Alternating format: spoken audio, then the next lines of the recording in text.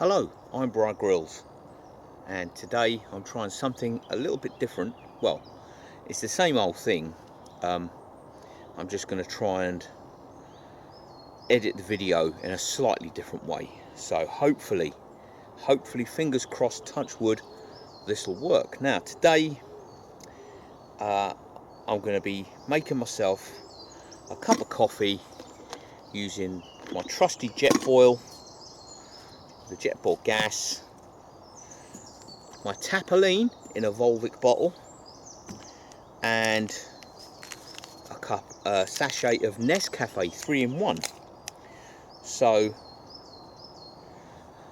let's just get into it. Now if the video works how I want it to work, you should be able to see straight away. So let's just get things set up and get things set up. He says he can't even thread the burner on the on the gas. Try that again. Right, so we put the burner on the gas. I always like to keep the adjuster valve with the left hand. I like to do that. I'm going to put all the bits and bobs, keep them all together. Put my cup on this side. I'm going to I'm going to put water in the jet boil flask. Just put that over there out of the way. I'm going to put the lid on. Now, where the handle is for the jet boil flask, I like to put it so the hole is on the opposite side so I can pour it. Make it nice and easy, because that's what life is all about, ease. That's like that, using my Warrior Princess lighter that I've had, well, for so long now. Chuck the lighter over there. We'll get the sachet of 3-in-1 and we'll pour it into the cup. This is great video, isn't it? I made sure to put the little tab in the sachet, and I'm going to put the sachet, the empty sachet, in my pocket. Now I have got a teaspoon somewhere. There we go. Teaspoon. You've got to carry your own teaspoon. I mean, I'm not a savage. I'm not a complete barbarian. Do you know what I mean? Anyhow, while we're waiting for the kettle to boil, I'll tell you a quick story. So, the last few days I've been stuck indoors, nursing various injuries, various ailments, and such is life in the modern age. And Mrs. Grills has been watching the Fast and the Furious films, and by extension so have I. I thought, well, I'll give them a go. I watched the very first Fast and Furious film way back when. It had just come out in the cinema. And Mrs. Grills and we went to the cinema to watch it, and it was a good film, a great caper. Do you know what I mean? And then they did the second one, the third one, and the fourth one, and the fifth one, and the sixth one. And so apparently the order you have to watch them in, the best order is 1, 2, 4, 5, 6, 3, 7, 8, 9, 10. Right, so we've done that over the past few days. I've been icing this ankle problem that I've had, this niggly little problem, and you know, yesterday we made it all the way round. I mean, they've gradually got these films have gradually got more and more ridiculous, outlandish, and absurd. And yesterday we ended up watching Fast 9. Didn't think I'd ever make it all the way through, but here we are. There's a thing that happened. I bear this suffering with alacrity. Not really, no, I don't. There's no alacrity there. You know, and it starts off kind of reasonable-ish enough Fast 9. These guys are the only ones, these former street racers, villains, turned superheroes, are now the only people that can save the world, apparently. Alright, the kettle's boiling. Well, the water's boiling. Now, by doing it this way, with the handle on the right side, the spout on the left, it means I can turn the water off, turn the stove off, and there's no water splashing up and burning me.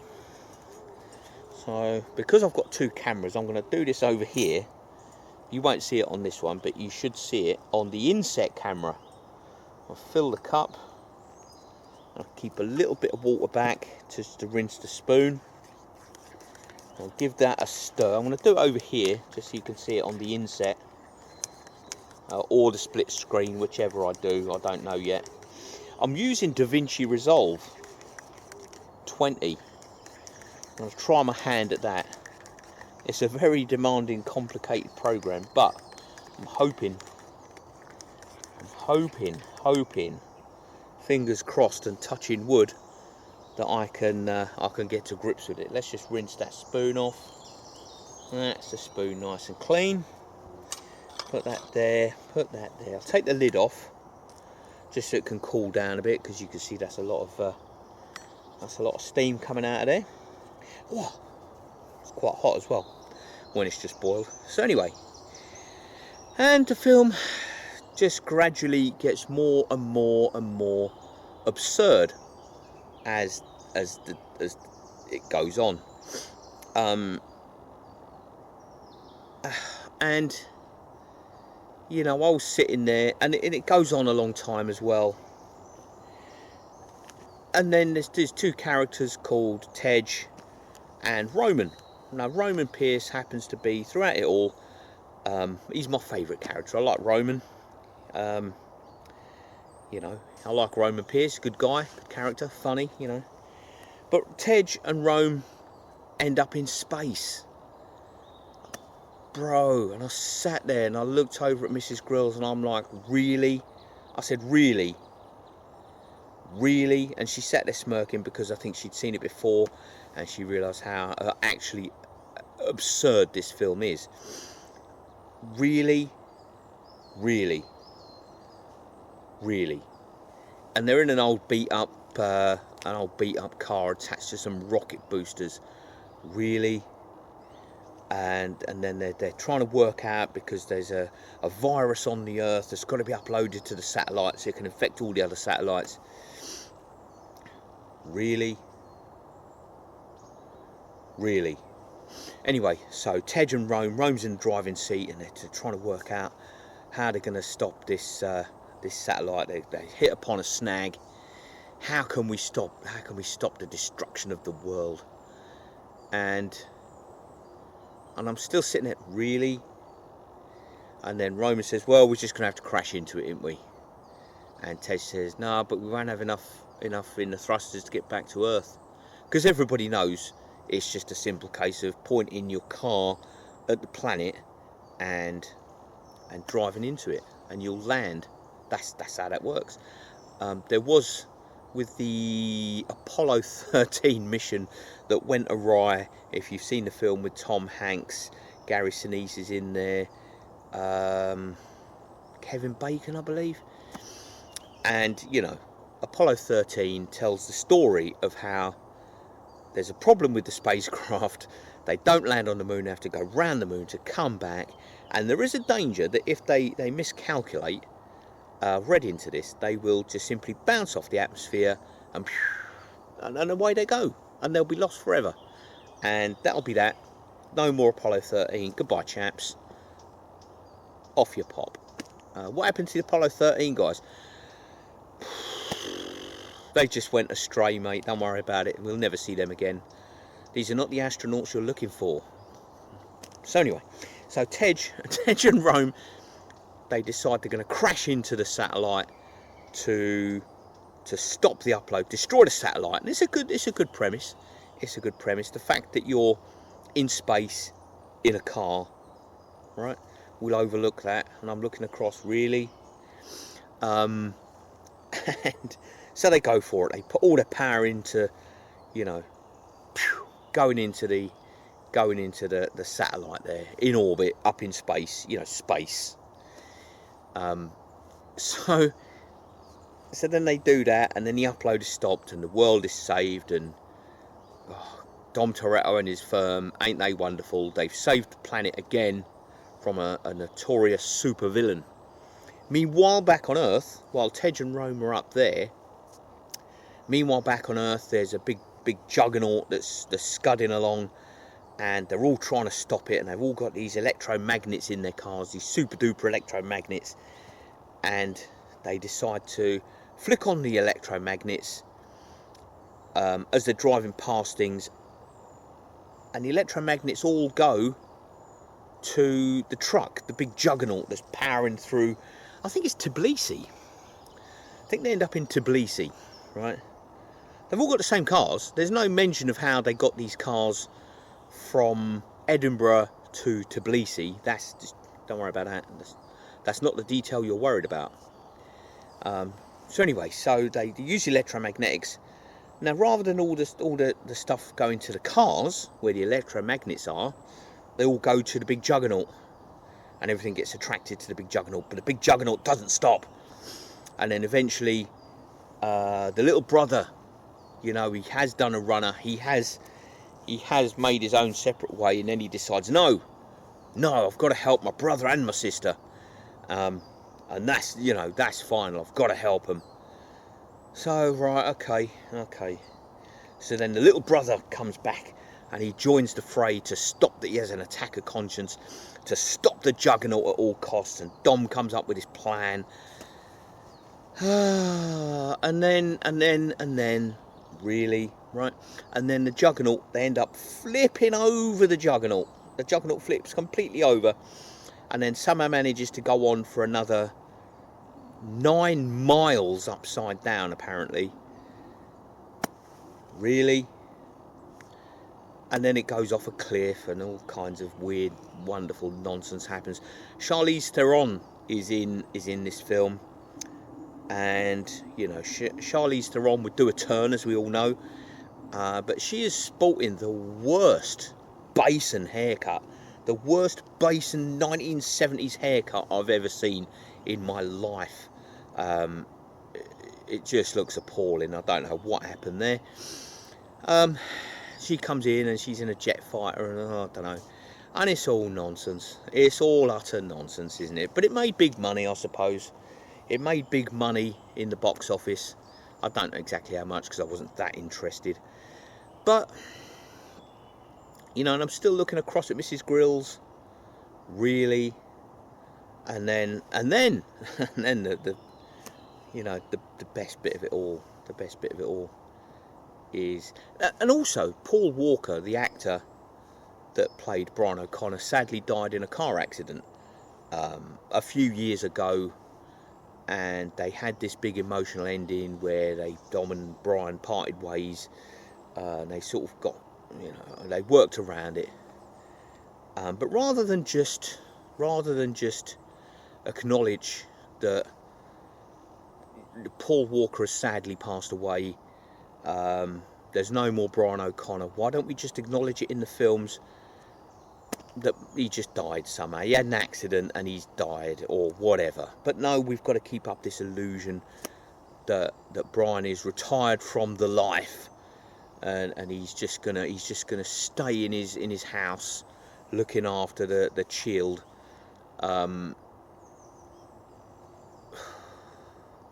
Nonsense. Anyway, so anyway, I know this is taking a lot longer than it should, really. So anyway, I've sort of summarised it and simplified it. I don't think you can make it any simpler, really. So now we've got Tej and Roman. They're still in space in their scuba suits. They're not even wearing proper space suits. They're scuba suits, because everybody knows that scuba diving gear will protect you from the radiation and everything up in space, whether it's a low Earth orbit or not. And you know, so then they're floating, and then they come. the International Space Station. We'll just fly to the International, we'll just drift into the International Space Station. That'd be a quality idea, wouldn't it? You know, really? I mean, you think how fast the ISS is orbiting around the world. I mean, it is up there now, whizzing around at, I don't know, was it 17,000 miles an hour or something? It's up there and it's whizzing round. One does not simply fly into the International Space Station. You know, two human beings drifting in space are not just going to drift into the International Space Station, because they'd end up, it'd just obliterate them, wouldn't it? And I'm just sitting there thinking, I've just wasted the better part of 2.5 hours. You know, if my ankle hadn't, I felt like the bloke out of Misery. If you've ever seen Misery, who's the fella in Misery? Is it James Caan, the actor in Misery? James Caan and Kathy Bates. And if you've ever seen Misery, you'll know the sort of ankle pain I'm talking about. Basically what she does, the nurse played by Kathy Bates, she kidnaps the writer played by, I'm not sure it's James Caan. She kidnaps him, and then to stop him running away and escaping, she basically ties him to the bed.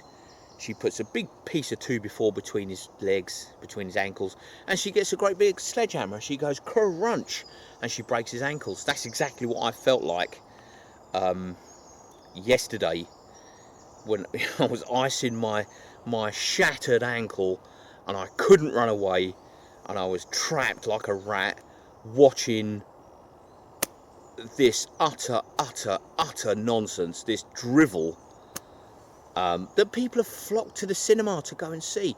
I mean, the very first one was where Brian O'Connor was Brian Earl Spillner. Sounds like a serial killer name. Is that what you are? And he's intercepting, trying to intercept and go undercover with Dom and his little firm of villains that are jacking these the container trucks to get all the electronic goods out of it. And that's a good premise, you know. That's good. They eventually bring the gang down and so on and so on and blah blah blah blah blah. And then eventually we get through to Tej and Roman. Now in the second one,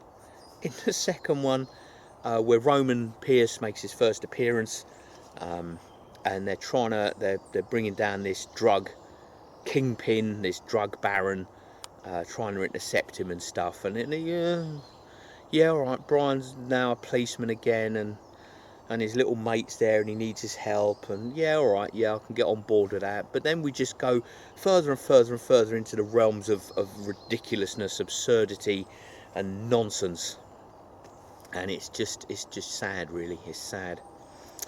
But there we are. That's what my weekend was. But I'm out in the woods now.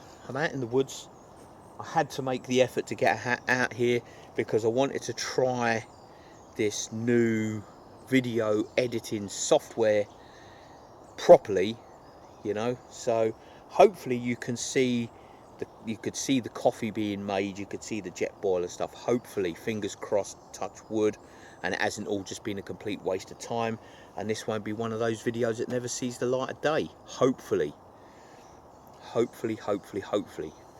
So I'm going to get on. I'm going to drink this cup of coffee. I'm going to drink the coffee, and then I'm going to pack everything away, and I'm going to make my way. Oh man, it's several miles. I'm deep in the woods. About 1.8 miles from the car, so which is in the car park.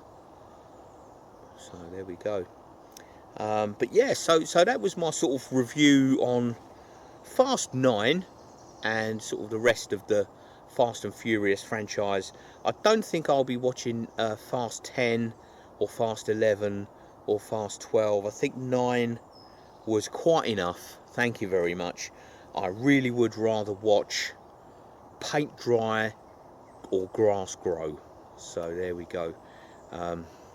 Anyway, if you've made it this far with me, thank you very much for watching. Take it easy, and I'll catch you on the next one.